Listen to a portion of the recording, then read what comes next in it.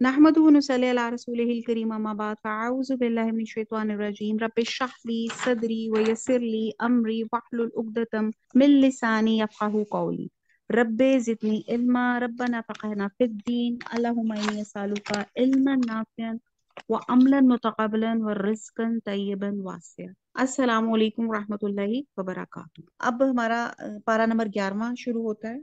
हाउज़ुबिल्लाहिमिनश्शैतानिर्रजीम बिस्मिल्लाहिर्रहमानिर्रहीम यअतज़िरून अलैकुम इज़ा रजअतुम इलैहिम।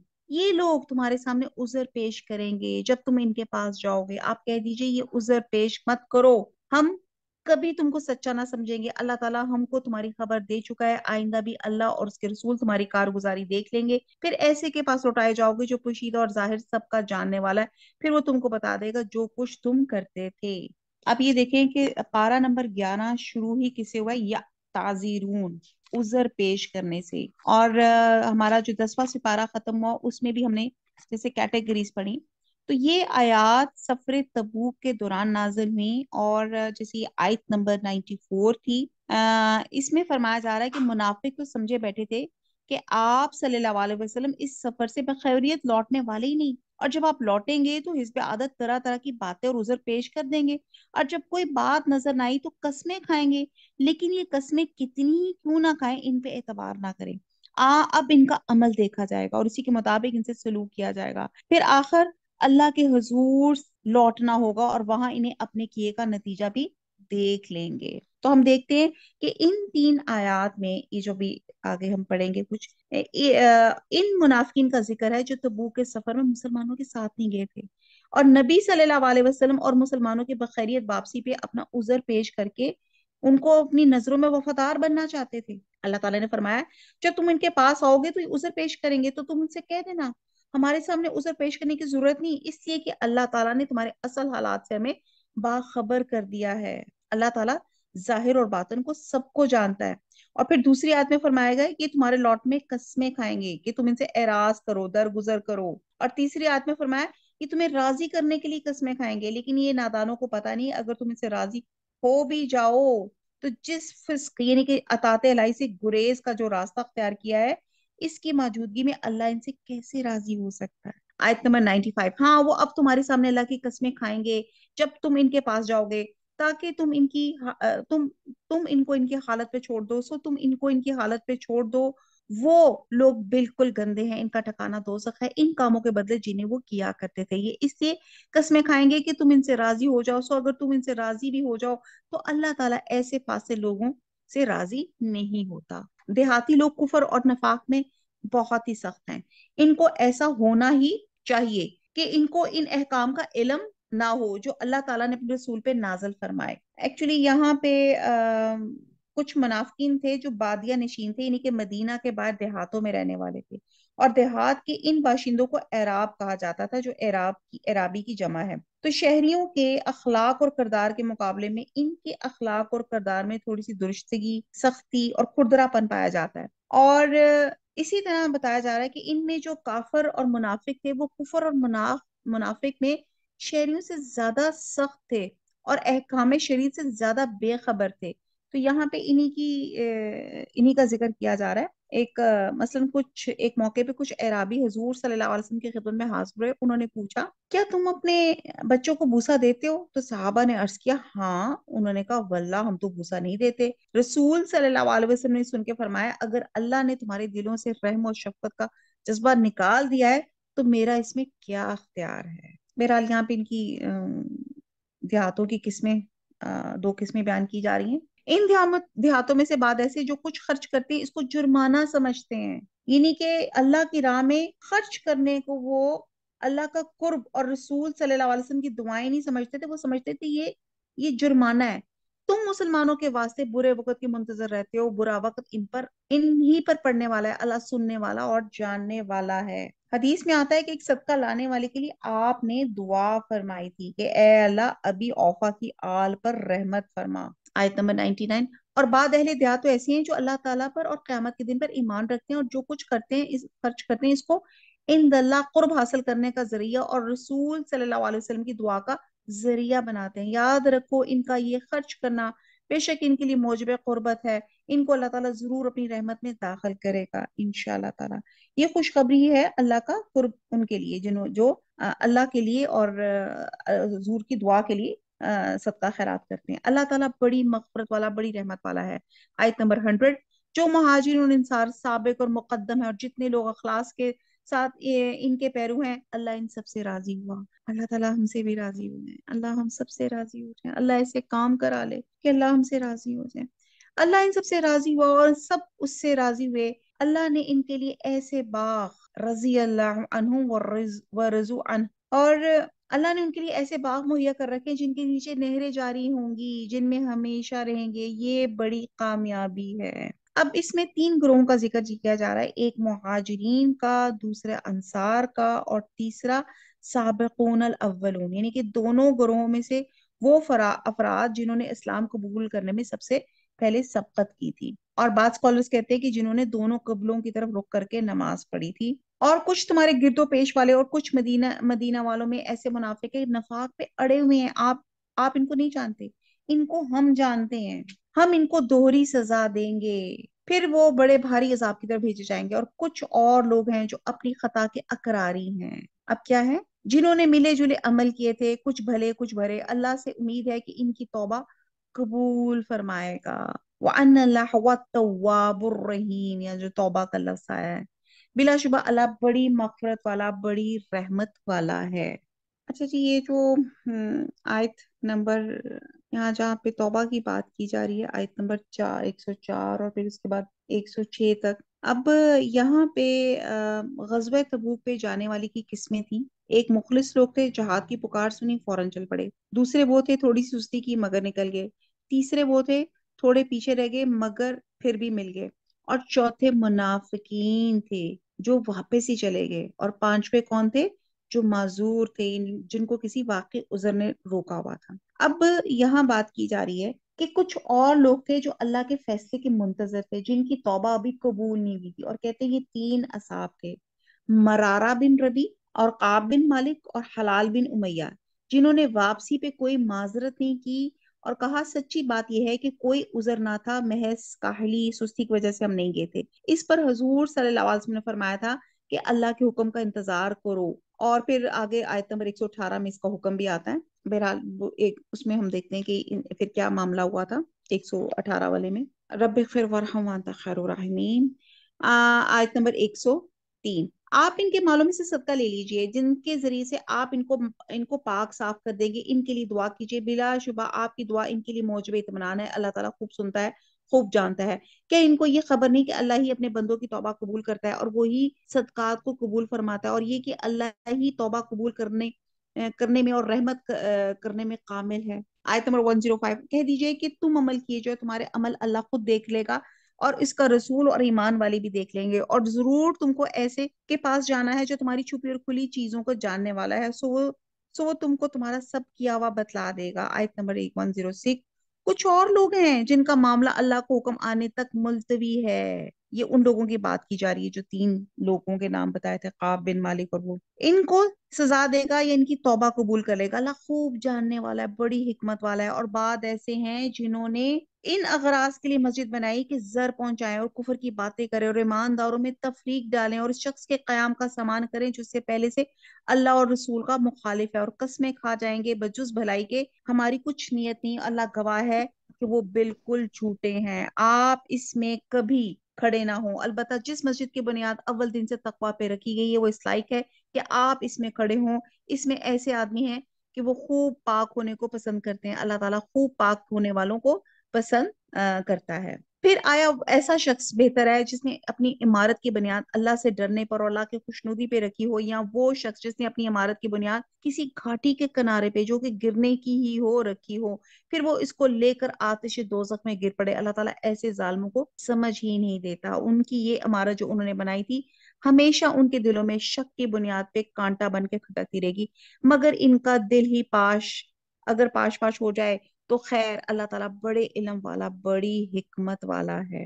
ایکچولی ہوا یہ تھا کہ ایک یہاں پہ منافقین کی ایک اور بڑا ان کے کرائم کا یہاں پہ ذکر کیا جا رہا ہے، بلکہ سن کیا انہوں نے، کیا کیا انہوں نے ایک مسجد بنائی، مسجد زرار بنانی چاہیے، اور کہتے ہیں یہ کچھ 12 لوگ تھے کہ انہوں نے حضور صلی اللہ علیہ وسلم کی پہلی تعمیر شدہ مسجد یعنی کہ مسجد قباء کے پاس ایک نئی مسجد تعمیر کی، اور حضور صلی اللہ علیہ وسلم تبوک کے لیے نکل رہے تھے، اور ان منافقوں نے آپ سے عرض کی کہ آپ ایک مرتبہ اس میں آ کے نماز پڑھ لیں، اور آپ نے فرمایا کہ میں بھی سفر میں ہوں، واپسی پہ دیکھوں گا، اور جب واپس آپ آئے تو مدینے کے وقت یہ آیات نازل ہو گئی ہوئی تھی، یعنی کہ ان لوگوں نے اس مسجد میں سازشوں کے لیے وہ مسجد بنائی تھی، اور ان کا یہ تھا کہ ایک دفعہ اللہ کے رسول اس میں نماز پڑھ لیں تو یہ اوتھینٹک ہو جائے کہ یہ مسجد جو ہے مسجد ہی کے مناسبت سے بنائی گئی ہے، حالانکہ مسجد زرار تھی۔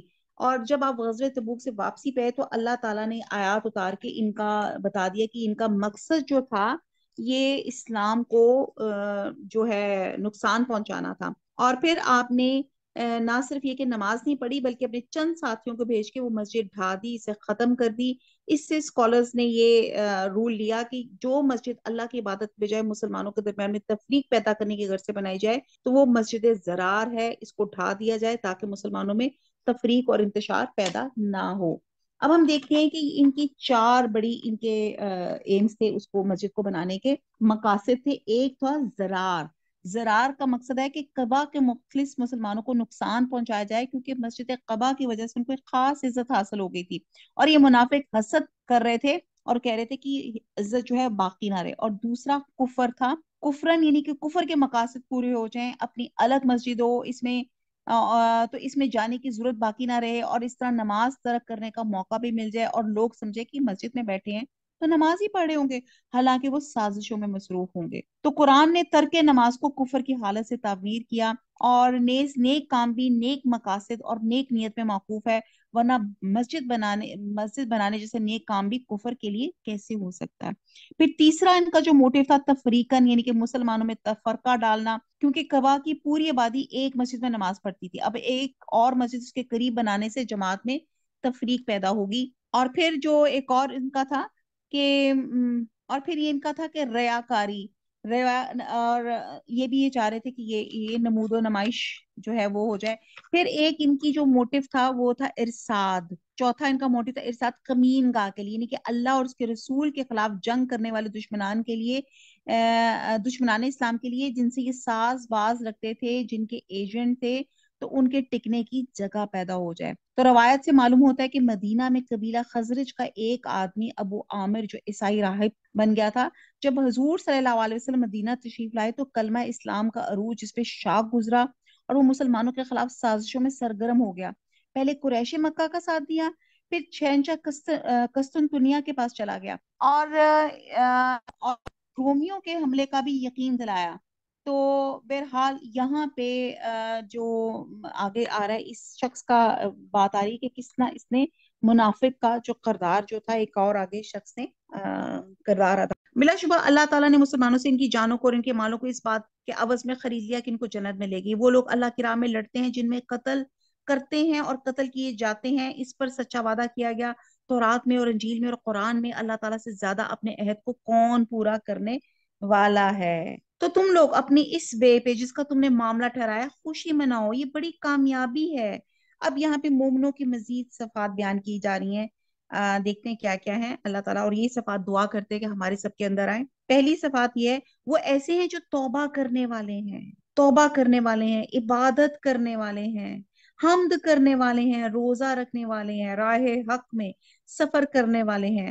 سفر، سیاحت بھی اللہ کی راہ میں جہاد کے برابر ہوتی ہے، اور سیاحت میں آپ کی ہجرت بھی آ جاتی ہے، اللہ کے راستے میں فی سبیل اللہ نکلنا بھی آ جاتا ہے۔ اور رکوع اور سجدہ کرنے والے ہیں۔ رکوع آپ یہ دیکھیں، رکوع کا خاص طور پہ ذکر کیا گیا ہے یہ مسلمانوں کے لیے ہے، کیونکہ انصاری اور یہودیوں ان کی عبادت میں رکوع نہیں ہے، اور رکوع جو ہے مسلمانوں میں ہی ہے۔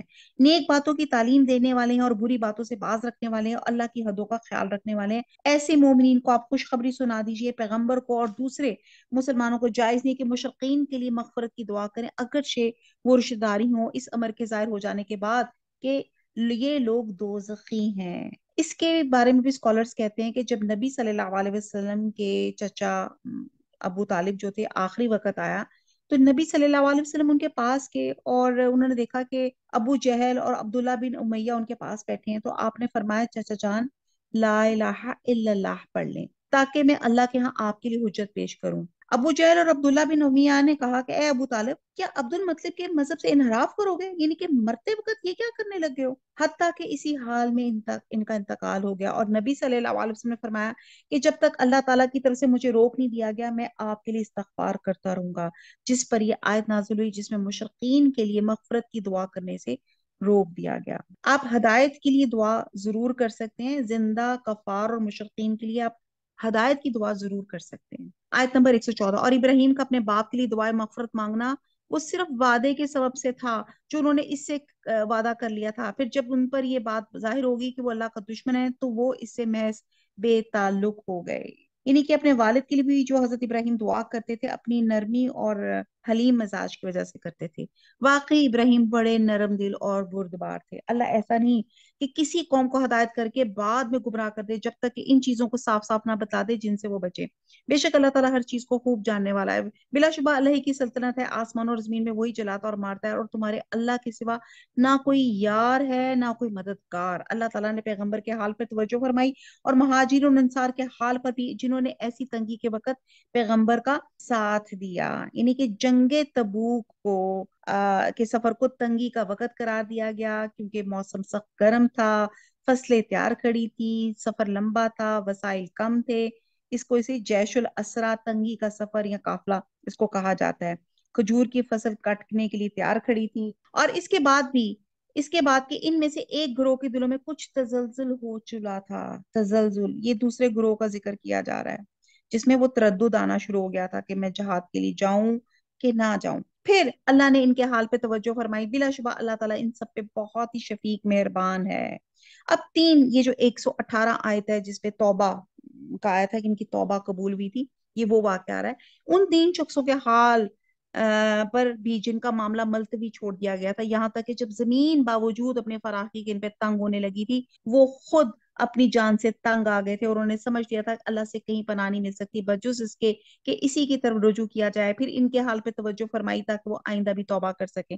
بے شک اللہ تعالیٰ بہت توبہ قبول کرنے والا، بڑا رحم والا ہے۔ اللہ تعالیٰ سے دعا مانگتے ہیں اللہ تعالیٰ ہمارے صغیرہ کبیرہ گناہوں کو معاف فرما دے۔ اور اس حدیث میں آتا ہے کہ مومن سے کچھ اور کوتاہیوں کو صدور ہو سکتا ہے، لیکن وہ جھوٹا نہیں ہوتا۔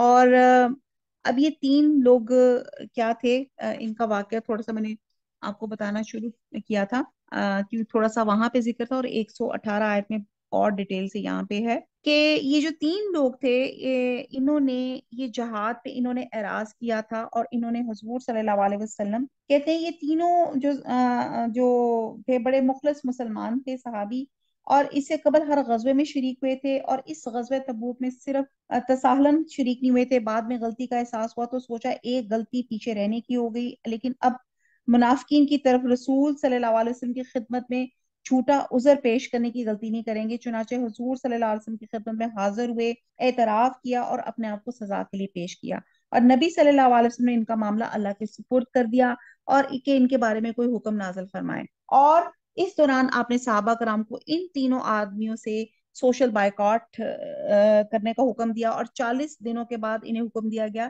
کہ وہ اپنی بیویوں سے بھی دور رہیں۔ چنانچہ بیویوں سے بھی جدائی کا عمل آ گیا، اور مزید 10 دن گزرے تو پھر ان کی توبہ قبول ہوئی اور یہ آیت اتری۔ اور اس واقعے کی پوری تفصیل جو ہے حضرت قعب بن مالک سے مروی حدیث میں موجود ہے، یعنی کہ 50 دن کے بعد اللہ تعالیٰ نے ان کی آہوزاری اور توبہ قبول فرمائی۔ احادیث میں آتا ہے کہ حضرت قعب بن مالک اپنی سرگزشت جو ہے تفصیل سے بیان کرتے ہیں، کہتے ہیں کہ 50ویں رات میں اپنے مکان کی چھت پہ نماز پڑھ رہا تھا کہ ٹھیک میری وہی حالت تھی جس کا اس آیت میں تذکرہ ہے کہ زندگی سے تنگ آ گیا تھا، اللہ کی زمین میرے لیے تنگ ہو گئی تھی۔ اچانک دیکھا کوئی آدمی کوہ صلا سے پکار رہا ہے، قعب بن مالک بشارت ہو تمہاری توبہ قبول ہو گئی۔ اب لوگ جوک در جوک مجھے مبارک دینے کے لیے دوڑے آ رہے ہیں۔ بس مسجد نبی میں حاضر ہوا، حضور صلی اللہ علیہ وسلم صحابہ ان کے ساتھ بیٹھے ہوئے تھے، اور آپ بہت خوش تھے۔ میں نے دیکھا آپ کا چہرہ مبارک چمک رہا ہے، اور فرمایا قعب تجھے آج اس دن کی بشارت دیتا ہوں جو تیری زندگی کا سب سے بہتر دن ہے۔ میں نے عرض کیا یہ بات آپ کی جانب سے ہوئی یا اللہ کی وحی سے؟ تو فرمایا اللہ کی وحی سے۔ اور امام احمد بن جنبل کی نسبت یہ بات معقول ہے کہ قرآن کی کوئی آیت انہیں اس قدر نہیں رلاتی تھی جس قدر یہ آیت، اور عقاب بن مالک کی روایت اسے معلوم ہوتی ہے۔ تو اس سے یہ پتہ چلتا ہے کہ دین حق کی دعوت اور خدمت میں تساہل، سستی ایک مومن کے لیے کتنا بڑا جرم ہے کہ اس سے مخلص صحابی بھی اس کی سرزن سے بچ نہ سکے۔ تمام مسلمانوں کو ان سے قطع تعلق کا حکم دے دیا گیا، اور یہ جو کوہ صلا سے جس نے سب سے پہلے پکار کی بشارت سنائی تھی وہ حضرت ابو بکر صدیق تھے۔ آیت نمبر 119، اے ایمان والو اللہ تعالیٰ سے ڈرو اور سچوں کے ساتھ رہو۔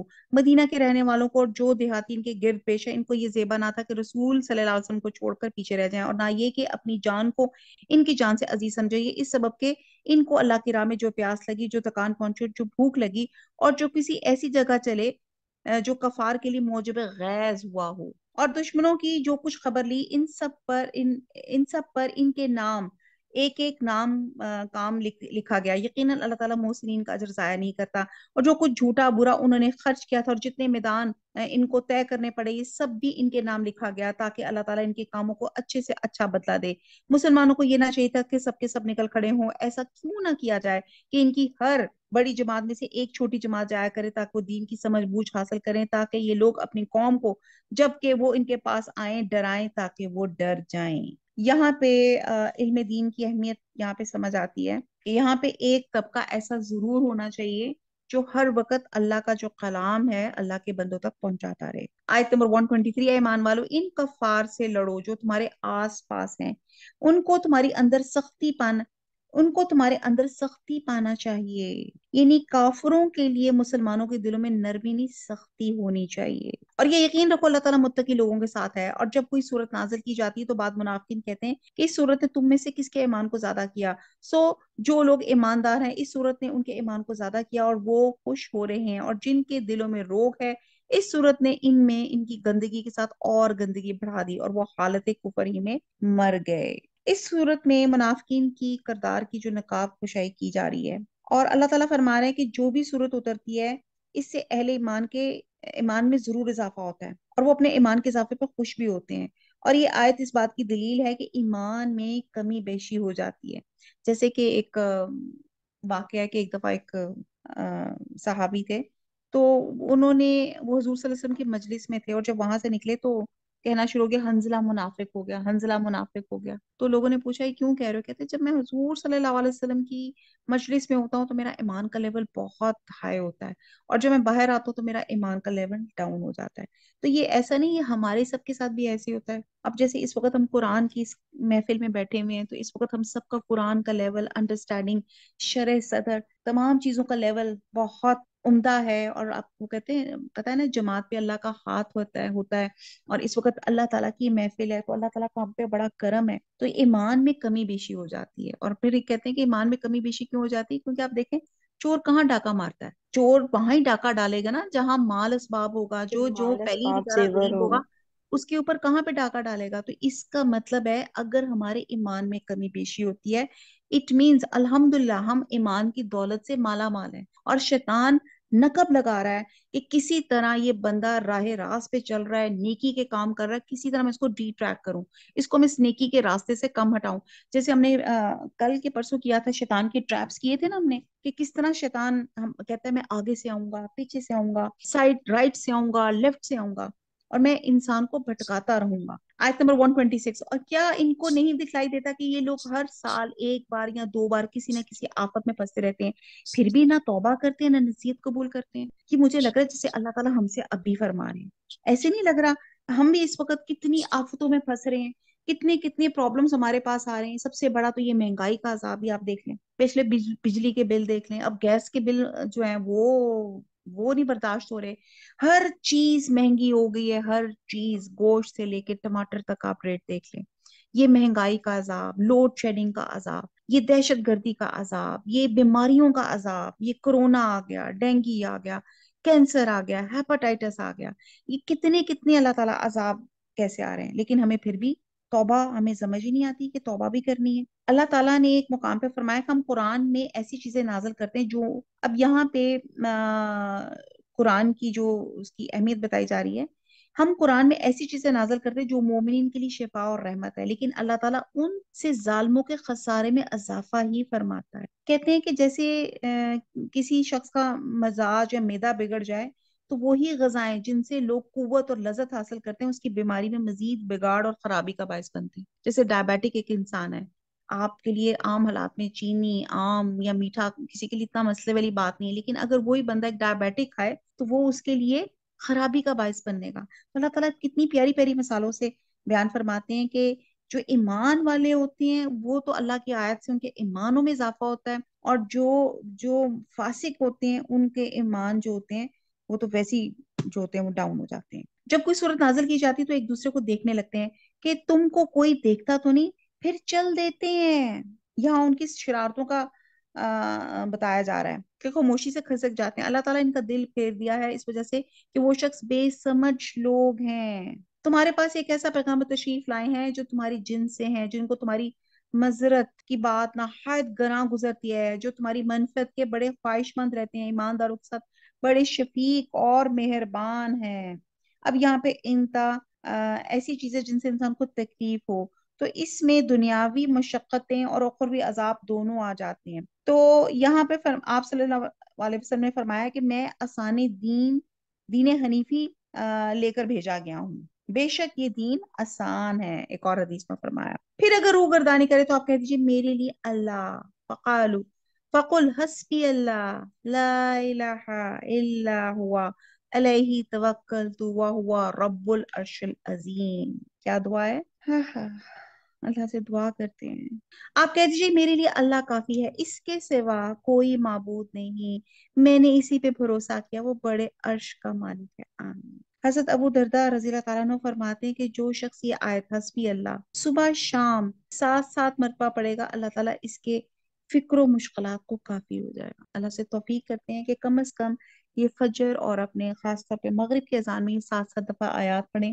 اور ہماری تمام پریشانی کو اللہ تعالیٰ دور فرما دے، آمین ثم آمین۔ سورہ یونس شروع ہوتی ہے اعوذ باللہ من الشیطان الرجیم بسم اللہ الرحمن الرحیم الف لام را تلک آیات الکتاب الحکیم۔ اب سورہ یونس جو ہے اس میں حضرت یونس علیہ السلام کا واقعہ ہے، اور جہاں واقعہ آئے گا تو وہاں ہم ڈیٹیل سے بات کریں گے۔ الف لام را یہ حروف مقطعات ہیں، یہ پر حکمت کتاب کی آیتیں ہیں۔ یہ صورت مکی ہے، البتہ اس کی 2 آیتیں اور بعد میں 3 آیات کو مدنی قرار دیا ہے، اور یہاں پہ قرآن مجید کی صفت بیان کیا ہے حکیم ہے، ٹھیک ہے جی، یعنی کہ حلال حرام حدود ہر چیز اس کو کلیئر کٹ اس میں مینشن کیا گیا ہے، حکمت سے بھری ہوئی کتاب ہے۔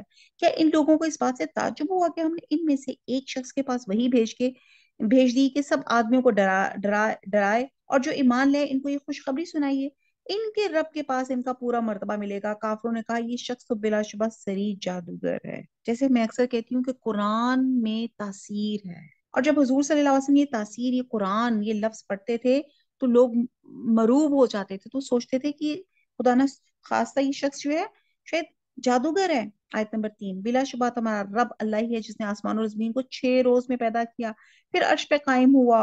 اب آپ یہ دیکھیں کہ اللہ تعالیٰ نے صرف 6 دن میں یہ آسمان اور زمین، اور واللہ عالم وہ دن کو کتنے بڑے تھے وہ اللہ جانتا ہے، کہ وہ 6 دن میں اللہ تعالیٰ نے ان کو چھوڑ نہیں دیا، اللہ تعالیٰ نے پوری ایک ایڈمنسٹریشن کی، پوری کائنات کی سمیٹری کی، اس کو ہارمونائزڈ کیا، ایک دوسرے کے ساتھ ایسوسیٹ کیا، اور پورا سسٹم رکھا، ہر چیز کا اللہ تعالیٰ نے نظام رکھا، ہر ایک کو اللہ تعالیٰ نے اس کو ڈیوٹی اسائن کی کہ تم نے یہ کرنا ہے، جیسے سورج ہے، چاند ہے، ستارے ہیں، بارش ہے، ہر چیز کو آگے آتا ہے، وہ ہر کام کی تدبیر کرتا ہے، اس کی اجازت کے بغیر کوئی اس کے پاس سفارش کرنے والا نہیں، ایسا اللہ تمہارا رب ہے، سو تم اس کی عبادت کرو، کیا پھر بھی تم نصیحت نہیں پکڑتے؟ مشرکین اور کفار جو اصل مخاطب تھے ان کا عقیدہ تھا یہ بت جن کی وہ عبادت کرتے ہیں اللہ کے ہاں ان کی شفاعت کرا دیں گے، ان کو اللہ سے عذاب سے چھڑا دیں گے، تو اللہ تعالیٰ نے فرمایا وہاں اللہ کی اجازت کے بغیر کسی کو سفارش کرنے کی اجازت نہیں ملے گی، اور اجازت بھی انہی لوگوں کو لیے ہوگی جن کے لیے اللہ پسند فرمائیں گے۔ تم سب کو اللہ ہی کے پاس جانا ہے، اللہ نے سچا وعدہ کر رکھا ہے، بے شک وہی پہلی بار بھی پیدا کرتا ہے پھر وہی دوبارہ پیدا کرے گا، تاکہ ایسے لوگوں کو جو کہ ایمان لائے، انہوں نے نیک کام کیے، انصاف کے ساتھ جزا دے، اور جن لوگوں نے کفر کیا ان کے واسطے खौलता हुआ पानी को मिलेगा और दर्दनाक अजाब होगा इनके कुफर की वजह से। अब यहाँ पे इस आयत में क़यामत के वकूअ और हुजूर और अल्लाह सुब्हाना ताला के सामने हाजिरी और जजा और सजा का बयान है। और क़यामत का दिन ऐसा होगा जिसमें अल्लाह के अदल इंसाफ का एहतमाम होगा, क्योंकि अब हम देखते हैं कि क़यामत का दिन की वजह, एक मकसद इस आयत में ये समझ आती है कि बाद दफा एक शख्स जो अल्लाह का सख्त नाफरमान होता है, ऐश और इशरत और आराम की जिंदगी गुजार के चला जाता है, दुनिया में कोई तंगी नहीं होती, कोई सजा नहीं मिलती। और इसी तरह एक नेक आदमी है, उसकी उसकी नेकियों की जजा दुनिया में नहीं मिलती, तो कयामत वाले दिन हर नेक व बद को उनके अमलों के मुताबिक जजा मिलेगी। अगर ये जजा, ये सजा का दिन ना होता तो यकीनन जुल्म होता, ताकि नेक को नेकी की जजा और बद को बदी की सजा मिले। तो अल्लाह ताला अपने बंदों पे जुल्म नहीं करता। आयत नंबर 5, वो अल्लाह ताला ऐसा जिसने आफताब को चमकता हुआ बनाया और चांद को नौरानी बनाया और इसके लिए मंजिलें मुकर्रर की ताकि बरसों की गिनती गिनती और हिसाब मालूम कर सकें। अच्छा जी, अब यहाँ पे अल्लाह सुब्हाना ताला ने चांद की मंजिलें मुकर्रर कर दी, और इन मंजिलों से मुराद मुराद वो मुसाफत है जो एक रात और एक दिन में अपनी मखसूस हरकत या चाल के साथ एक चांद तय करता है, और ये 28 मंजिलें हैं। हर रात एक मंजिल को पहुंचता है जिसमें कोई खता नहीं होती। पहली मंजिलों में वो छोटा और बारीक नजर आता है, क्रेसेंट, फिर आहिस्ता आहिस्ता वो बड़ा हो जाता है और फिर 14वीं का चांद बन जाता है और फिर हलाल बनकर तुलू हो जाता है। तो इसका फायदा ये बयान किया गया, अब ये जो रात और दिन का आने जाने, कि तुम बरसों की गिनती और हिसाब मालूम कर सको। आप देखें कि चांद की इन मंजिलों से महीने और साल बनते हैं। साल 12 महीने का होता है, महीना कभी 29, कभी 30 और कभी 31 डेज का होता है। एक सॉरी, जो कमरी है वो तो 30 दिनों का ही होता है, और एक दिन 24 घंटे का होता है। तो बहरहाल हम देखते हैं कि एक होता है सोलर कैलेंडर और एक होता है ल्यूनर कैलेंडर। तो हमारे जो इस्लामी जितने भी हैं, ईद का दिन हो गया, हज हो गया, रज़ात होगी, इद्दत होगी, और ये तमाम जो चीजें होती हैं वो कमरी महीने से जो होती हैं, कमरी महीने से इसको मुतय्यन किया जाता है। अल्लाह ताला ने ये चीजें नहीं बेफायदा नहीं पैदा की, वो ये दलाइल उनको साफ साफ बतला रहा है जो दानिश रखते हैं। यानी कि आप देखें कि सूरज और चांद का और इनकी जो टेम्परेचर है और इनकी जो भी वो ऑक्सीजन की जो मिकदार है, जो एयर का जो सारा मिक्सचर है, ये अल्लाह ताला ने उससे आप देखिए पौधों की ग्रोथ पे, हमारी अपनी इंसानों की इनहेल एक्सहेल पे कितना इफेक्ट पड़ता है। तो बहरहाल ये बहुत लंबी डिटेल है, जैसे ये साइंस को चैलेंज, साइंस सी बातें इसमें ऐसी हैं जो साइंस को चैलेंज करती हैं। बिलाशुबा रात और दिन के यके बाद दीगरे आने में और अल्लाह ताला ने जो कुछ आसमान और जमीन में पैदा किया है, इन इन सब में उन लोगों के वास्ते दलाइल हैं जो अल्लाह का डर रखते हैं। जिन लोगों को हमारे पास आने का यकीन नहीं है और वो दुनियावी जिंदगी पे राजी हो गए, इसमें जी लगा बैठे हैं, और जो लोग हमारी आयतों से गाफिल हैं। डर लग रहा है, मुझे लग रहा है ये आयत हम पे नाज़िर आ रही है। यूं लग रहा है अल्लाह ताला हमसे कह रहे हैं, जिन्हें हमें आने का, अल्लाह से मुलाकात का, हमें हमें लगता है कि हमारी अल्लाह से मुलाकात नहीं होनी, हम इस दुनिया की जिंदगी पे रीझ गए हैं, अब इसी में दिल लगा के बैठ गए हैं। क्या हमारा हर वक्त काम क्या होता है?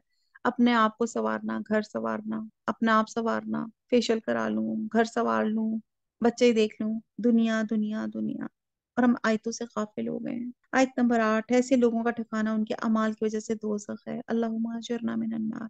यकीनन जो लोग ईमान लाए और उन्होंने नेक काम किए, इनका रब इनको इनके ईमान के सबब इनके मकसद तक पहुंचा देगा, नेमत के बागों में जिनके नीचे नहरें जारी होंगी। कहाँ अल्लाह ताला फौरन डराते हैं, फिर फौरन जन्नत का हसीन एक मंजर पेश कर देते हैं, और इनके मुंह से ये बात निकलेगी सुभान अल्लाह, इनका बाहमी सलाम होगा अस्सलाम वालेकुम, और इनकी आखिर बात ये होगी तमाम नेमतें अल्लाह अल्लाह के लिए जो सारे जहान का रब है। अब यहाँ जन्नत में हदीस में आता है कि अहले जन्नत की जबानों पे तस्बीह और तहमीद का इस तरह इल्हाम होगा जिस तरह सांस इल्हाम किया जाता है, और जन्नत का पहला कलाम भी क्या होगा? अस्सलाम वालेकुम। और अगर लोगों पर जल्दी से नुकसान वाकया कर दिया करता, तो जिस तरह वो फायदे के लिए जल्दी में जाते, तो उनका वादा कभी का पूरा हो चुका होता।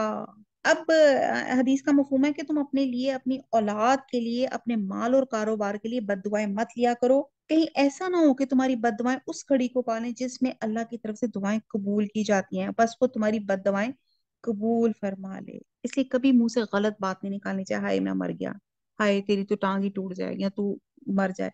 हम लोग ऐसी बातें कॉमन हमारे मुंह से निकल जाती हैं। अल्लाह माफ करे इस बड़ी बुरी घड़ी से, बुरी मौत से। अल्लाह ताला चलते फिरते उठा, اللہ تعالیٰ کلمہ نصیب فرما لا الہ الا اللہ محمد رسول اللہ. ہم ان لوگوں کو جن کو ہمارے پاس آنے کا یقین نہیں ہے ان کے حال پر چھوڑے رکھتے ہیں اور اپنی سرکشی میں بھٹکتے رہتے ہیں. جب انسان کو کوئی تکلیف پہنچتی ہے تو ہم کو پکارتا ہے، لیٹے بھی، بیٹھے بھی، کھڑے بھی.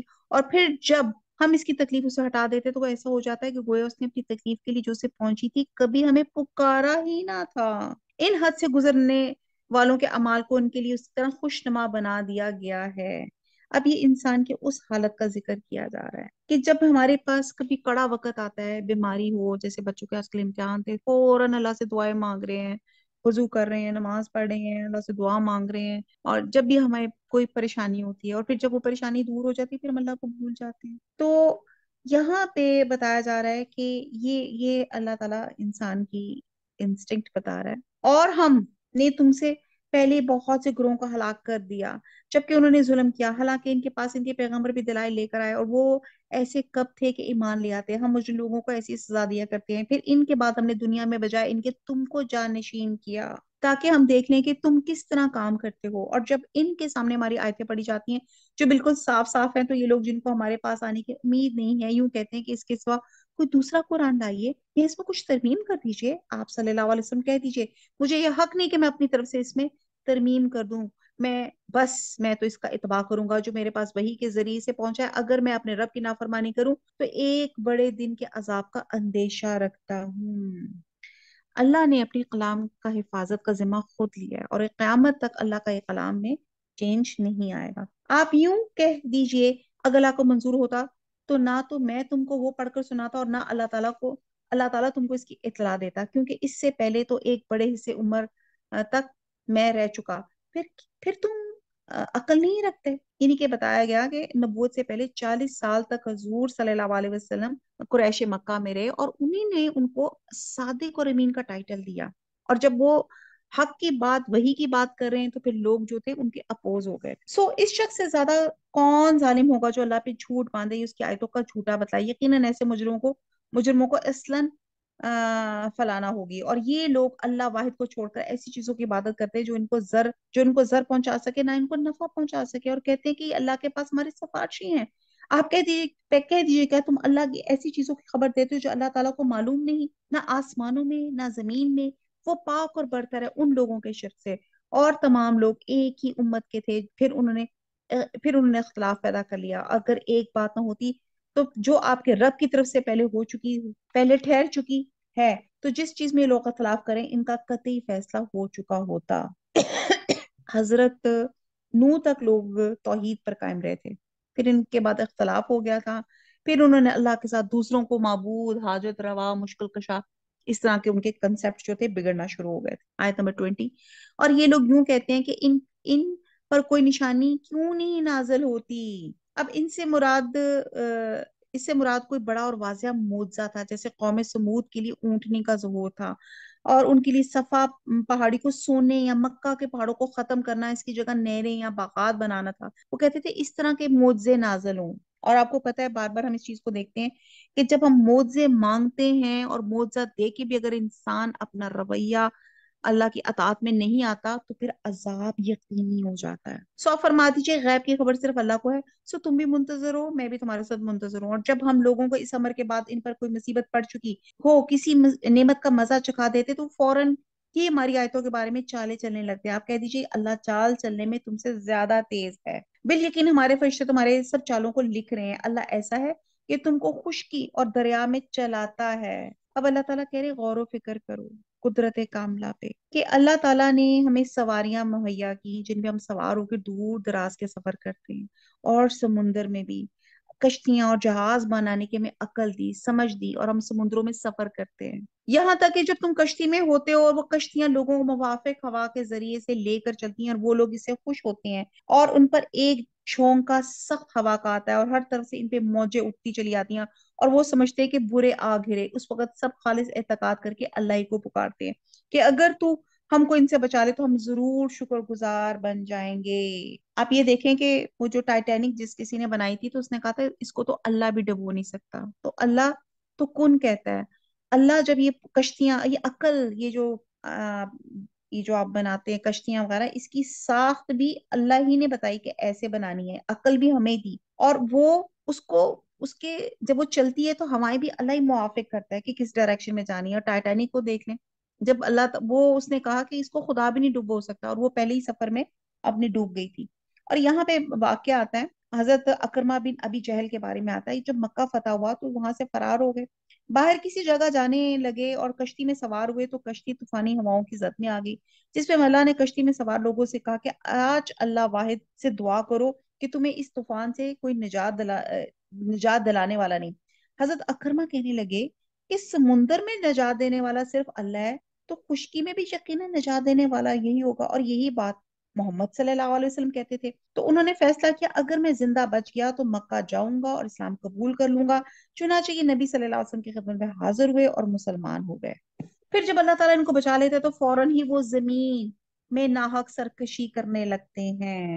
اے لوگوں، یہ تمہاری سرکشی تمہارے لیے وبال ہونے والی ہے. دنیاوی زندگی کے چند فائدے ہیں، پھر ہمارے پاس تم کو آنا ہے، پھر ہم سب تمہارا کیا ہوا تم کو بتلا دیں گے. اب یہ آیت نمبر 24 سے 27 یہ پوری دنیا کی حقیقت ہے.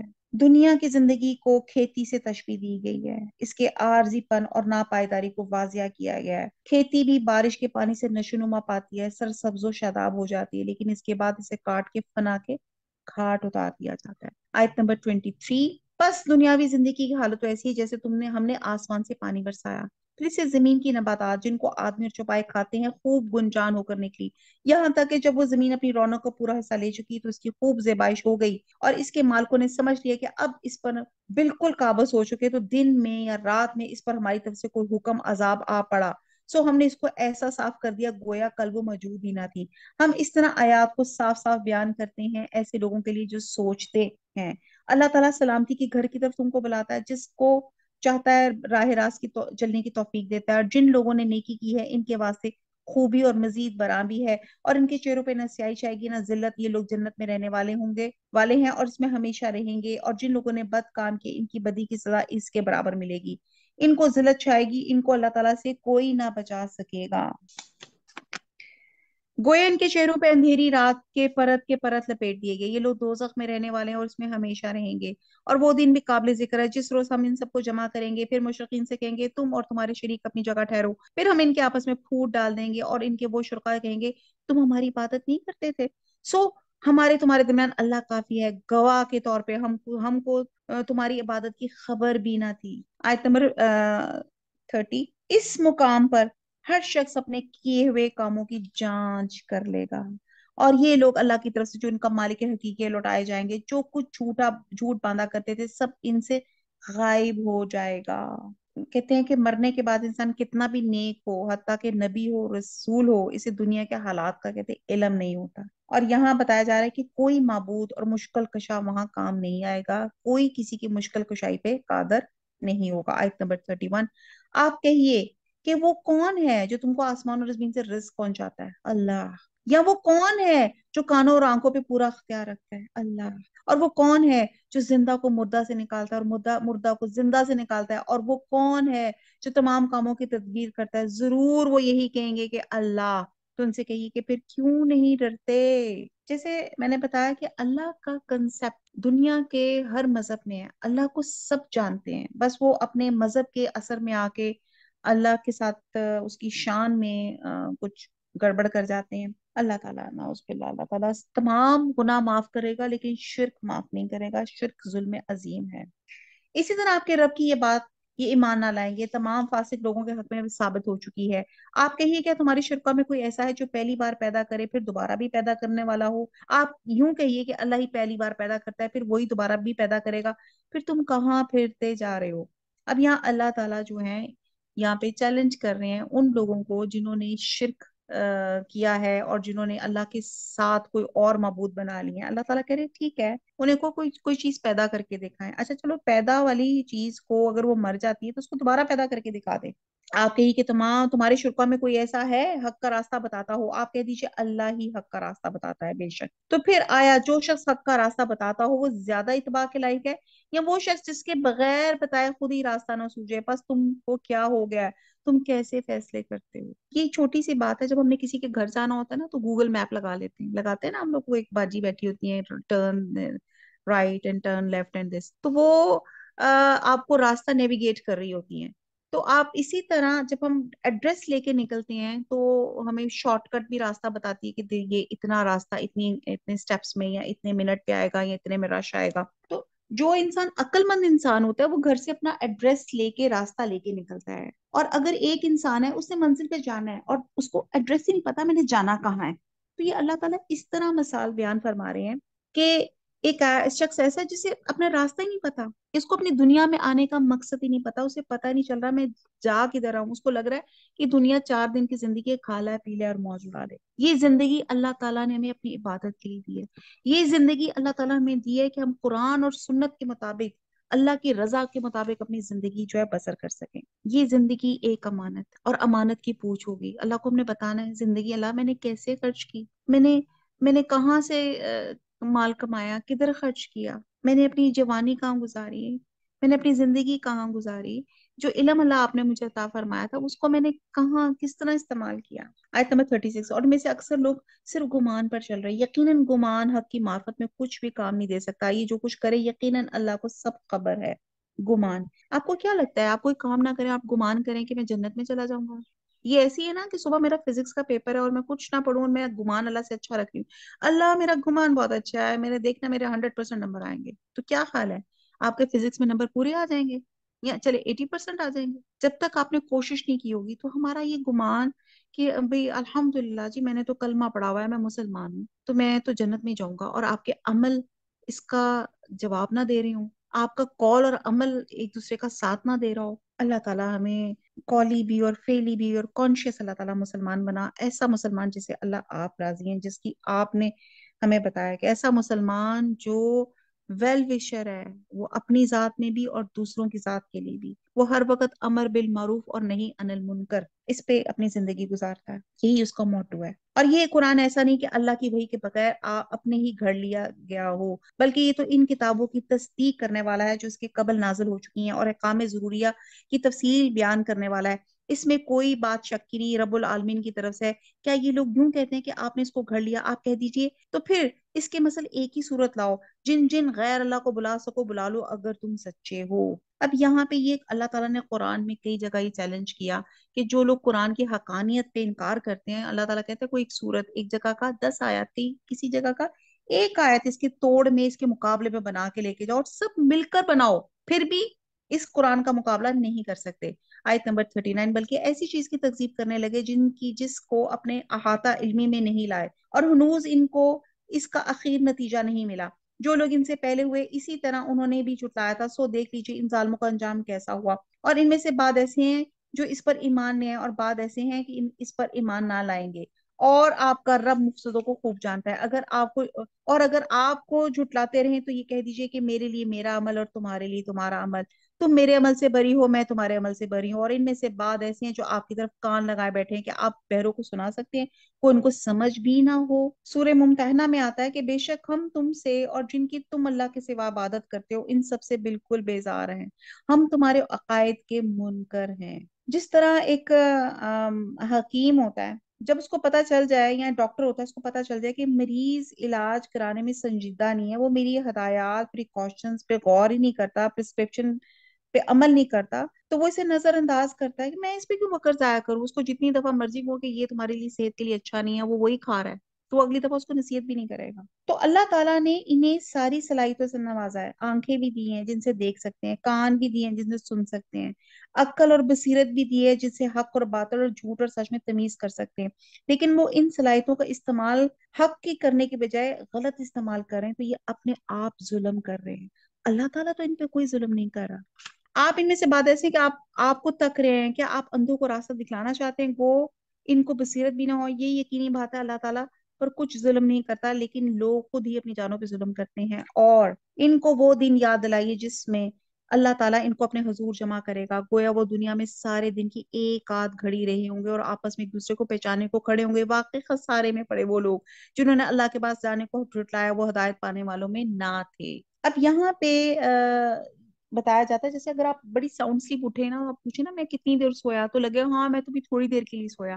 تو یہی حساب ہے کہ جب ہم قیامت میں دوبارہ اٹھیں گے نا, تو ہمیں لگے گا ہم دنیا میں شاید بہت تھوڑی سی دیر, کچھ عرصہ, تھوڑی سی ایک آدھ گھڑی ہم ٹھہرے تھے. اور एक आध घड़ी के लिए हमारी जिंदगी की पूरी कोशिशें, हमारी सलाहियतें इस दुनिया दुनिया दुनिया बनाने में लग जाती हैं, आखिरत में नहीं।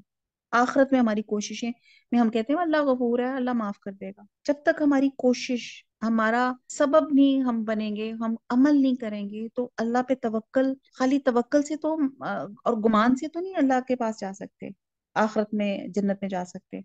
वाकई खसारे में बड़े वो लोग जिन्होंने अल्लाह के पास जाने को छुटलाया और हदायत पाने वाले ना थे। और जिसका इनसे हम वादा कर रहे हैं, इनमें से कुछ थोड़ा सा अगर हम आपको दिखला दें तो इनको ऐसा महसूस होगा, या हम आपको वफात दे दें, सो हमारे पास तो इनको आना ही है। फिर अल्लाह इनको इनके सब अमाल अफाल पर गवाह है। और हर उम्मत के लिए एक रसूल है, सो जब इनका वो रसूल आ चुका है तो इनका फैसला इंसाफ के साथ किया जाता है और इन पर जुल्म नहीं किया जाता। और ये लोग कहते हैं कि ये वादा कब होगा अगर तुम सच्चे हो। आप फरमा दीजिए कि मैं अपनी जात के लिए तो किसी नफे और किसी जर का अख्तियार रखता ही नहीं, मगर जितना अल्लाह को मंजूर हो। हर उम्मत के लिए एक मुय्यन वक्त है, जब इनका वो मुय्यन वक्त आप पहुंचता तो एक घड़ी ना पीछे हट सकते हैं ना आगे से रख सकते हैं। आप फरमा दीजिए, ये तो बताओ, अगर तुम पर अल्लाह का अजाब रात को आ पड़े या दिन को अजाब में, कौन सी चीज ऐसी है कि मुजरिम लोग इसकी इसको जल्दी मांग रहे हैं। हदीस में आता है उम्मत मोहम्मदिया का फैसला सबसे पहले किया जाएगा। जैसे कि फरमाया कि अगरचे सबके बाद में आने वाले हैं, लेकिन क्यामत को सबसे आगे होंगे और तमाम मखलूकात से पहले हमारा फैसला किया जाएगा।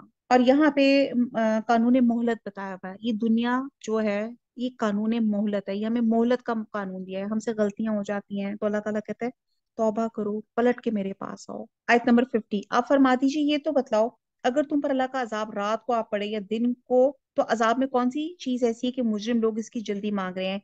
क्या फिर जब वो आ ही पड़ेगा तो इस पे ईमान लाओगे? हाँ, अब माना, हालांकि तुम इसकी जल्दी मचाया करते थे, यानी कि अजाब मांग रहे थे। फिर जालिमों से कहा जाएगा हमेशा का अजाब चखो, तुमको तुम्हारे किए का बदला मिला। और आपसे दरियाफ्त करते हैं क्या अजाब वाकई सच्चा है? आप फरमा दीजिए हाँ, कसम है मेरे रब की, वाकई अमर सच्चा है। अभी देखिए, कसम खाई गई है कि क़यामत का दिन, डे ऑफ अकाउंटेबिलिटी हैपन है, होना है, आना है। और तुम इस तरह अल्लाह को आजिज नहीं कर सकते। अगर हर जान जिसने जुल्म शिर्क किया, जिसके पास इतना हो कि सारी जमीन भर जाए, तब भी इसको देकर अपनी जान बचाने लगे, और जब अजाब को देखे तो पेशेमानी को पोशीदा रखें, और इनका फैसला इंसाफ के साथ होगा और इन पर जुल्म ना होगा। याद रखो, जितनी चीजें आसमानों में और जमीन में है, सब अल्लाह ही की मिल्क है। याद रखो, अल्लाह ताला का वादा वादा सच्चा है, लेकिन बहुत से आदमी इल्म ही नहीं रखते। वही जान डालता है, वही जान निकालता है। तुम सब उसी के पास लाए जाओगे। या अय्युहन नासा कद जाअतकुम मौइज़ातुन मिर रब्बिकुम व शिफाउन लिमा फिस सदूर व हुदन व रहमतुल लिल आलमीन। यहाँ कुरान के 4 खसूसियात बयान की गई हैं। अल्लाह से दुआ करते हैं अल्लाह ताला ये खसूसियात हमारे अंदर बदरजा उतम आ जाए। ए लोगो 57, तुम्हारे पास तुम्हारे रब की तरफ से एक ऐसी चीज आई जो नसीहत है। अब आप ये देखें कि ये एक नसीहत है, इसमें अल्लाह ताला ने तमाम हमारे डूज और डू नॉट्स बता दिए। क्या इंसान के लिए मुफीद है, क्या नुकसान है, सब अल्लाह ताला ने बता दिया। और दिलों में जो रोग है उनके लिए शिफा है, ये भी बता दिया कि कुरान शिफा है। और रहनुमाई करने वाली है, तीसरी खसूसियत, और रहमत है ईमान वालों के लिए, और रहमत है। ये 4 अल्लाह ताला ने इसमें खसूसियात इसकी कुरान की बताई। आप कह दीजिए कि बस लोगों को अल्लाह के इस इनाम और रहमत पे खुश होना चाहिए। खुशी इस कैफियत का नाम है जो किसी मतलूब चीज के हसूल पे इंसान अपने दिल में महसूस करता है। तो अहले ईमान को कहा जा रहा है कि कुरान का खास फजल उसकी रहमत है, इस पे ईमान वालों को खुश होना चाहिए, इनके दिल में फरत और इत्मीनान होना चाहिए। वो इससे बदरजहा बेहतर है जिसको वो जमा कर रहे हैं। अब बताएं हम क्या जमा कर रहे हैं? आज आपका होमवर्क है, लिस्ट बनाएं हम क्या जमा कर रहे हैं। लिस्ट बनाएं, अभी आपने सामने नजर में देखें, आपकी वार्डरोब में देखें कितने कपड़े हैं, कितने ले लिए, और भी ईद से पहले हम कितने कपड़े ले लेंगे और कहेंगे हाँ अभी ईद का जोड़ा तो बना ही नहीं। और फिर कितनी जूतियां, कितने हैंड बैग्स, कितनी डेकोरेशन की पीसें, कितने क्रॉकरी के आइटम्स। और आप ये देखें कि हमारी इसी वजह से ये जो डिजाइनर ड्रेसेस या डिजाइनर क्रॉकरी जैसे आ गई है, आप देखिए प्लेटर्स कितने जबरदस्त आ गए हैं। हम अगर पुराने प्लेटर में आज किसी को सर्व करेंगे तो लोग कहेंगे ओहो पिंड, वही पुराना, वही ट्रांसपेरेंट वाला डोंगा रखकर सर्व कर रही है। अब तो देखो कैसे कैसे प्लेटर्स आ गए हैं। तो इतनी चीजें आ गई हैं और हम उन्हीं को जमा करने में लगे रहते हैं। और अल्लाह ताला कहते हैं कि ये कुरान, इसको जमा करो, इसको समझो, इसको अमल में लेकर आओ।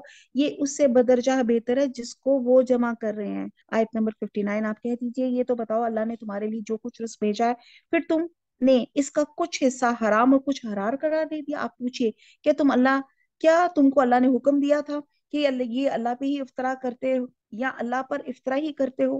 اور جو لوگ اللہ پر جھوٹ افطرا باندھتے ہیں ان کا قیامت کی نسبت کیا گمان ہے؟ واقعی لوگوں پہ اللہ تعالیٰ کا بڑا ہی فضل ہے، لیکن اکثر آدمی قدر نہیں کرتے۔ آپ کس حال میں ہو منجملہ ان حوال کہ آپ کہیں سے قرآن پڑھتے ہو، جو کام بھی کرتے ہو، ہم کو سب کی خبر رہتی ہے۔ جب تم اس کام میں مشغول ہوتے ہو، آپ کے رب سے کوئی چیز ذرہ برابر بھی غائب نہیں، نہ زمین میں، نہ آسمان میں، نہ کوئی چیز اسے چھوٹی، نہ کوئی چیز بڑی، مگر یہ سب کتاب مبین میں ہے۔ اس آیت میں اللہ تعالیٰ نے مومنین اور نبی صلی اللہ علیہ وسلم سے خطاب کرتے فرمایا کہ تمام مخلوقات کے احوال سے واقف ہوں۔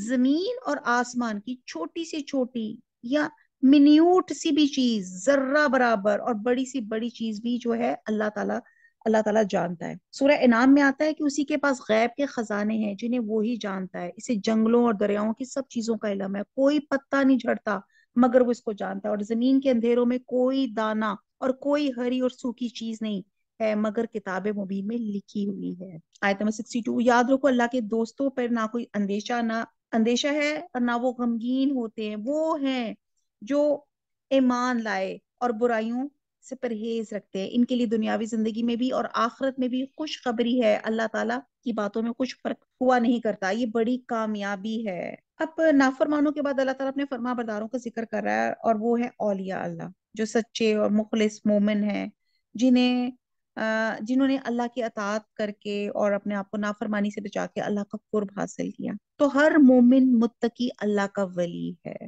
اور آپ کو ان کی باتیں غم میں نہ ڈالیں، تمام تر غلبہ اللہ ہی کے لیے، وہ سنتا جانتا ہے۔ یاد رکھو جتنے کچھ آسمانوں میں اور جتنے زمین میں ہیں، یہ سب اللہ ہی کے ہیں۔ جو لوگ اللہ کو چھوڑ کے دوسرے شرکا کی عبادت کرتے ہیں، وہ کس چیز کا اتباع کر رہے ہیں؟ محض بے سنت خیال کا اتباع کر رہے ہیں اور محض اٹکلے لگا رہے ہیں۔ وہ ایسا ہے جس نے تمہارے لیے رات بنائی تاکہ تم اس میں آرام کرو، اور دن بھی اس طور پہ بنایا کہ دیکھنے بھالنے کا ذریعہ ہے۔ تحقیق اس میں دلائل ہے ان لوگوں کے لیے جو سنتے ہیں۔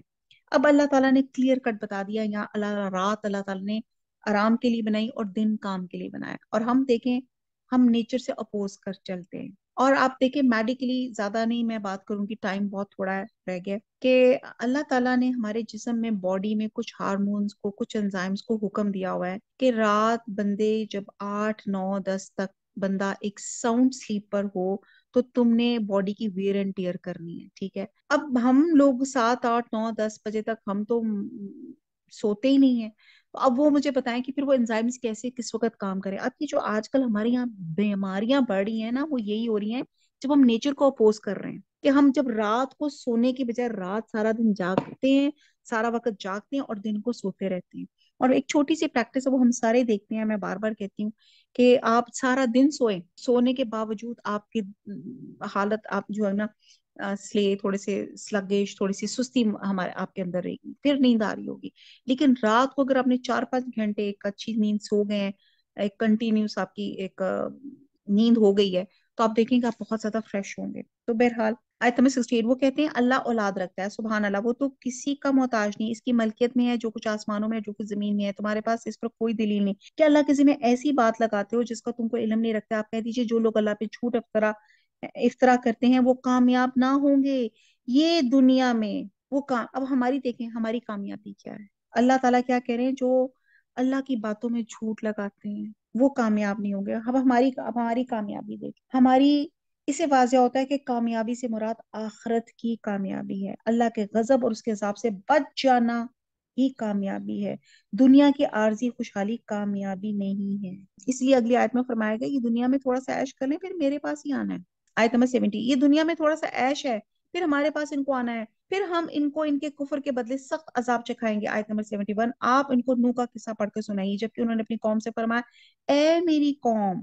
اب حضرت نوح علیہ السلام کا پیغام دیکھیں، ہر نبی نے ایسے ہی پیغام اپنے لوگوں کو دیا، اگر تم کو میرا رہنا اور احکام الہی کی نصیحت کرنا بھاری معلوم ہوتا ہے تو میرا تو اللہ ہی پہ بھروسہ ہے، تم اپنی تدبیر مع اپنے شرکا کے پختہ کر لو، پھر تمہاری تدبیر تمہاری گھٹن کا باعث نہ ہونی چاہیے، پھر میرے ساتھ کر گزرو اور مجھ کو مہلت نہ دو۔ پھر بھی اگر تم اعراض ہی کیے جاؤ تو میں نے تم سے کوئی معاوضہ تو نہیں مانگا، میرا معاوضہ تو صرف اللہ ہی کے ذمہ ہے، اور مجھ کو حکم کیا گیا کہ میں مسلمانوں میں سے رہوں۔ حضرت نوح کے اس قول سے یہ بھی معلوم ہوتا ہے کہ تمام انبیاء کا دین اسلام رہا ہے. سو وہ لوگ ان کو چھٹلاتے رہے، بس ہم نے ان کو جو ان کے ساتھ کشتی میں تھے ان کو نجات دی اور ان کو جانشین بنایا، اور جنہوں نے ہماری آیتوں کو چھٹلایا تھا ان کو غرق کر دیا.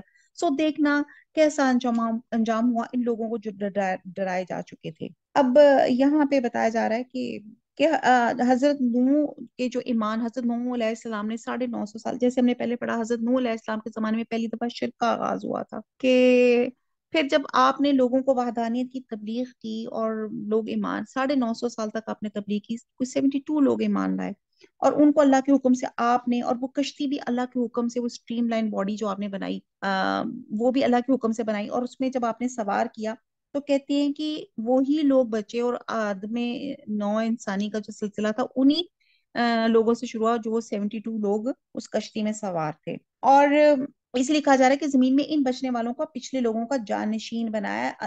انسانوں کی آئندہ نسل انہی لوگوں سے، حضرت نوح علیہ السلام کے 3 بیٹوں سے چلی، جن کو حضرت نوح کا آدم ثانی کہا جاتا ہے، اور ان بیٹوں کے نام حام، سام اور یافس تھے، اور ان کے ایک بیٹا جو تھا وہ غرق ہو گیا تھا. دنیا میں مشقت ہے، یاد رکھیں، جنت میں سکون ہے. آج دنیا میں مشقت اٹھا لیں، لگتا ہوگا بڑی زندگی ہارڈ ہے، مشکل ہے، لیکن جنت میں انشاءاللہ تعالی سکون ہوگا. پھر نوح کے بعد ہم نے اور رسولوں کو ان کی قوموں کی طرف بھیجا، سو ان کے پاس روشن دلیلیں لے کر آئے. بس جس چیز کو انہوں نے اول میں جھوٹا کہہ دیا، یہ نہ ہوا کہ پھر اس کو مان لیتے. اللہ تعالیٰ اسی طرح حد سے بڑھنے والوں کے دلوں پہ بند لگا دیتا ہے. پھر ان پیغمبروں کے بعد ہم نے موسیٰ علیہ السلام اور ہارون علیہ السلام کو فرعون اور اس کے سرداروں کے پاس اپنی نشانیاں دے کر بھیجا، سو انہوں نے تکبر کیا، وہ لوگ مجرم قوم تھے. پھر جب ان کو ہمارے پاس سے صحیح دلیل پہنچی تو وہ لوگ کہنے لگے یقیناً یہ سری جادو ہے. موسیٰ علیہ السلام نے فرمایا کیا تم اس میں صحیح دلیل کی نسبت جب کہ وہ تمہارے پاس پہنچی ایسی بات کہتے ہو؟ کیا یہ جادو ہے؟ حالانکہ جادوگر کامیاب نہیں ہوا کرتے.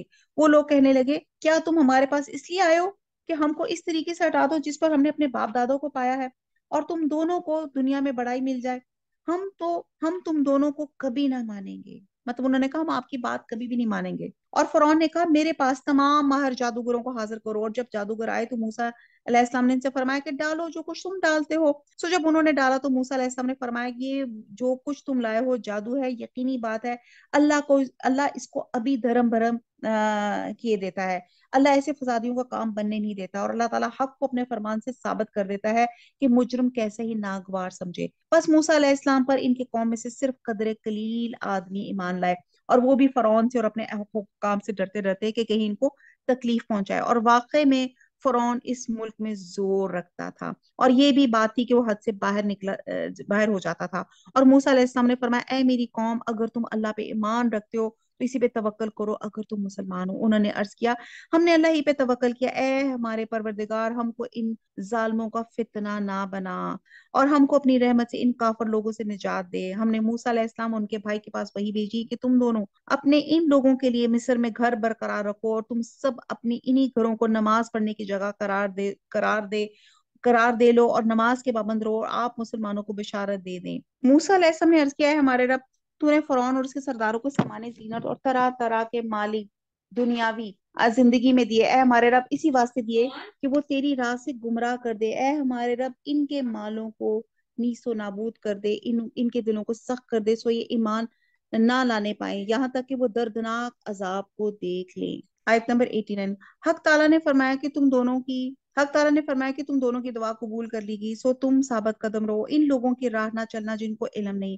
ہم نے بنی اسرائیل کو دریا سے پار کرا دیا، پھر ان کے پیچھے پیچھے فرعون اپنے لشکر کے ساتھ ظلم و زیادتی کے ارادے سے چلا، یہاں تک کہ جب وہ ڈوبنے لگا تو کہنے لگا میں ایمان لاتا ہوں اس خدا پہ کہ جس پہ بنی اسرائیل ایمان لائے، اس کے سوا کوئی معبود نہیں، اور میں مسلمانوں میں سے ہوں. جواب دیا گیا اب ایمان لاتا ہے، اور پہلے سرکشی کرتا رہا اور مفسدوں میں داخل رہا. سو آج ہم صرف تیری لاش کو نجات دیں گے تاکہ تو ان کے لیے نشانی عبرت ہو، اور تیرے بعد ہیں، اور حقیقت یہ ہے کہ بہت سے آدمی ہماری نشانیوں سے غافل ہیں. اب یہاں کہتے ہیں کہ حدیث میں آتا ہے کہ جبرائیل علیہ السلام نے نبی صلی اللہ علیہ وسلم سے فرمایا کہ جس وقت فرعون غرق ہوتے ہوئے ایمان کا اظہار کر رہا تھا تو میں سمندر سے کیچڑ لے کے اس کے منہ میں ڈال رہا تھا کہ تاکہ وہ لا الہ الا اللہ نہ کہہ سکے، اور مجھے اندیشہ تھا کہ اس کلمے کی وجہ سے اللہ تعالیٰ اسے مستحق رحمت نہ قرار دے دیں. اور کہتے ہیں جب فرعون غرق ہوا تو اس کی موت کا لوگوں کو یقین نہیں آیا، تو اللہ تعالیٰ نے سمندر کو حکم دیا کہ اس کی لاش کو باہر خشکی پہ پھینک دے، اور جس کا مشاہدہ سب نے کیا، اور اب آج بھی کہتے ہیں یہ لاش جو ہے مصر کے عجائب خانے میں موجود ہے۔ آیت نمبر 93، ایکچولی یہ واقعہ ہم بہت دفعہ پڑھ چکے ہیں۔ آیت نمبر 93، ہم نے بنی اسرائیل کو بہت اچھا ٹھکانہ رہنے کو دیا، ہم نے انہیں پاکیزہ چیزیں کھانے کو دی، سو انہوں نے اختلاف نہیں کیا یہاں تک ان کے پاس علم پہنچ گیا۔ یقینی بات ہے کہ آپ کا رب ان کے درمیان قیامت کے دن ان امور میں فیصلہ کرے گا جن میں وہ اختلاف کرتے تھے۔ پھر اگر آپ اس کی طرف سے شک میں ہوں جس کو ہم نے آپ کے پاس بھیجا ہے، تو آپ ان لوگوں سے پوچھ دیکھیں جو آپ سے پہلی کتابوں کو پڑھتے ہیں، بے شک آپ کے پاس آپ کے رب کی طرف سے سچی کتاب آئی ہے، آپ ہرگز شک کرنے والوں میں سے نہ ہو۔ اللہ معاف کرے اگر میں کچھ غلط پڑھ گئی ہوں تو اللہ مجھے معاف کرے۔ آیت نمبر 95، اور نہ ان لوگوں میں سے ہوں جنہوں نے اللہ تعالیٰ کی آیتوں کو جھٹلایا، کہیں آپ خسارہ پانے والوں میں سے نہ ہو جائیں۔ یقیناً جب لوگوں کے حق میں آپ کے رب کی بات ثابت ہو چکی اور وہ ایمان نہ لائیں گے، گو ان کے پاس تمام نشانیاں پہنچ جائیں جب تک وہ دردناک عذاب کو نہ دیکھ لیں۔ چنانچہ کوئی بستی ایمان نہ لائی کہ ایمان لانا اس کو نافع ہوتا سوائے یونس کی قوم کے۔ اب یہاں پہ حضرت یونس علیہ السلام کا واقعہ آ رہا ہے۔ جب وہ ایمان لے آئے تو ہم نے رسوائی کے عذاب کو دنیاوی زندگی میں ان پہ سے ٹال دیا، ان کو ایک وقت خاص تک کے لیے زندگی سے فائدہ اٹھانے کا موقع دیا۔ اور اگر آپ کا رب چاہتا تو تمام روئے زمین کے لوگ سب کے سب ایمان لے آتے، تو کیا آپ لوگوں پہ زبردستی کر سکتے ہیں یہاں تک کہ وہ مومن ہی ہو جائیں؟ تو یہاں پتہ چلتا ہے کہ کوئی بھی زبردستی کسی کو ڈنڈے کے زور پہ مسلمان نہیں کر سکتا۔ اور یہاں پہ واقعہ آتا ہے حضرت یونس علیہ السلام کا۔ یہ ہسٹری میں کوئی ایک واحد ایسی بستی تھی کہ جس پر عذاب آیا، اور اس قوم کے لوگوں نے اس قدر کہتے ہیں کہ حضرت یونس علیہ السلام جو تھے ایک اپنی قوم پہ جب انہوں نے اللہ کی وحدانیت اور لوگوں کو اپنے ایمان اللہ کے ایمان کی طرف اللہ کی عبادت کی طرف بلایا، تو وہ ان کی بات نہیں سن رہے تھے، اور انہوں نے کہا کہ فلاں دن تم پر عذاب آ جائے گا، اور خود وہاں سے نکل گئے اللہ کی اجازت کے بغیر۔ اور جب عذاب بادل بن کے ان پہ امڑ آیا تو بچے، عورتیں، جانور سب جو تھے ایک میدان میں جمع ہو گئے اور اللہ کی بارگاہ عاجزی انکساری سے توبہ استغفار کرنے لگے، تو اللہ تعالیٰ نے ان کی توبہ قبول فرما کے ان کا عذاب ڈال دیا۔ اور یہ چیز آج بھی میں اکثر کہتی ہوں کہ جتنی ہمارے اس وقت ہماری قوم پہ، ہماری فلسطین پہ، ہمارے غزہ کے مسلمانوں پہ، ہم بحیثیت مسلمانوں ہمارے اوپر جو زوال اور جو ہمارے پر حالت ہو رہی ہے، اس کا حل صرف یہی ہے کہ ہم سب ایک میدان میں کھڑے ہو کے اللہ سے معافی مانگے، تو انشاءاللہ تعالیٰ اللہ تعالیٰ ہمارے تمام مشکلات میں آسانیاں اللہ تعالیٰ اور عافیت ڈالے گا۔ بہرحال جب حضرت یونس علیہ السلام جو تھے ان کو آنے جانے والے مسافروں سے یہ پتا چلا کہ ان کا عذاب ٹال دیا گیا ہے، تو انہوں نے اپنی تکذیب کے بعد اس قوم میں جانا پسند نہیں کیا، بلکہ ناراض ہو کے کسی اور طرف چل پڑے، جس پر وہ کشتی والا واقعہ آیا تھا۔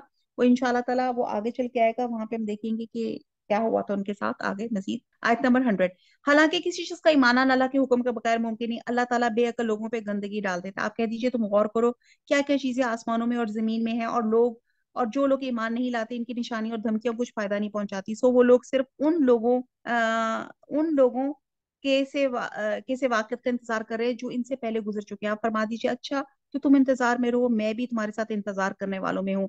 پھر ہم اپنے پیغمبروں کو اور ایمان والوں کو بچا لیتے ہیں، اسی طرح ہمارے ذمہ ہے کہ ہم ایمان والوں کو نجات دیا کرتے ہیں۔ آپ کہہ دیجئے اے لوگو، اگر میرے دین کی طرف سے شک میں ہو تو میں ان معبودوں کی عبادت نہیں کرتا جن کی تم اللہ کو چھوڑ کے عبادت کرتے ہو، لیکن ہاں اس اللہ کی عبادت کرتا ہوں جو تمہاری جان قبض کرتا ہے، اور مجھ کو یہ حکم ہوا ہے کہ میں ایمان لانے والوں میں سے ہوں، اور یہ کہ اپنا رخ یکسو ہو کر اس دین کی طرف کر لینا اور کبھی مشرکوں میں سے نہ ہونا، اور اللہ کو چھوڑ کے ایسی چیز کی عبادت مت کرنا جو تجھ کو نہ کوئی نفع پہنچا سکے نہ کوئی ضر پہنچا سکے۔ اگر ایسا کیا تو تم اس حالت میں ظالموں میں سے ہو جاؤ گے۔ اگر تم کو اللہ کوئی تکلیف پہنچائے تو بجوز اس کے کوئی اور اس کو دور کرنے والا نہیں، سبحان اللہ۔ اگر تم کو کوئی خیر پہنچانا چاہے تو اس کے فضل کا کوئی ہٹانے والا نہیں۔ یہ بات یاد رکھیں کہ یہ تمام چیزیں اللہ کے ہاتھ میں ہیں، وہ اپنا فضل اپنے بندوں پہ جس پر چاہے نچھاور کر دے، وہ بڑی مغفرت والا بڑی رحمت والا ہے۔ آپ کہہ دیجئے اے لوگو، تمہارے پاس حق تمہارے رب کی طرف سے پہنچ چکا ہے۔ حق سے مراد قرآن اور دین اسلام ہے، اس لیے جو شخص راہ راست پہ آ جائے سو وہ اپنے واسطے راہ راست پہ آئے گا، اور جو شخص بے راہ ہوگا تو اس کا بے راہ ہونا اسی پہ پڑے گا۔ اور میں تم پر مسلط نہیں کیا گیا، اور آپ اس کا اتباع کرتے رہیے جو کچھ آپ کے پاس وحی بھیجی جاتی ہے، اور صبر کیجئے یہاں تک کہ اللہ فیصلہ کر دے، اور سب فیصلہ کرنے والوں میں اچھا ہے۔ अब यहाँ से सूरह हूद शुरू होती है। आऊज़ु बिल्लाहि मिनश शैतानिर रजीम, बिस्मिल्लाहिर रहमानिर रहीम। एक दफा हज़रत अबू बकर सिद्दीक ने हजूर सल्लल्लाहु अलैहि वसल्लम से अर्ज किया कि क्या बात है, आप बूढ़े नजर आते हैं। तो आप सल्लल्लाहु अलैहि वसल्लम ने फरमाया कि मुझे सूरह हूद, सूरह वाक़िया, अम्मा यतसाअलून और इज़ा शम्सुल कव्विरत वगैरह ने बूढ़ा कर दिया है। तो बहरहाल पढ़ते हैं, इसमें क्या है, अलिफ लाम रॉ हरूफ मक़तात हैं। ये ऐसी किताब है कि इसकी आयतें मुहक्कम की गई हैं, फिर साफ साफ बयान की गई हैं एक हकीम बा खबर की तरफ से।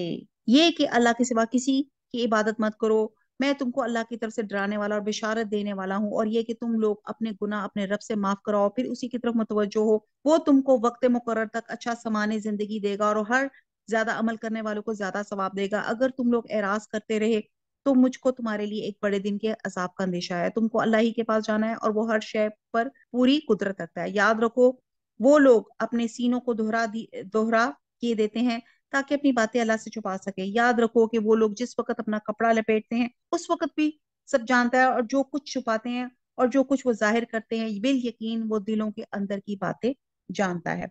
इसकी शान नजूल के बारे में कुछ यूं आता है कि उन मुसलमानों के बारे में नाजिल हुई जो गलबा हया के वक्त कज़ाए हाजत में या अपनी बीवी से हम बिस्तरी के वक्त बरहना होना पसंद नहीं फरमाते थे, और वो अपनी शर्मगाहों को छुपाने के लिए अपनी सीनों को दोहरा लेते थे। तो आप देखें कि इतना गुलू और अफराद ठीक नहीं है जिससे वो छुपाना चाह रहे हैं। अल्लाह ताला तो जाहिर बातन हर चीज को अल्लाह ताला जानने वाला है, तो फिर उसे ये तकल्लुफ का कोई फायदा ही नहीं है जी। अल्हम्दुलिल्लाह हमारे आज 11 सिपारे हो गए मुकम्मल। वमा अलैना इल्लल बलाग। सुब्हानक अल्लाहुम्मा व बिहम्दिका नशहदु ला इलाहा इल्ला अंता नस्तगफिरुका व नतूबु इलैक। वस्सलामु अलैकुम व रहमतुल्लाहि व बरकातुहू।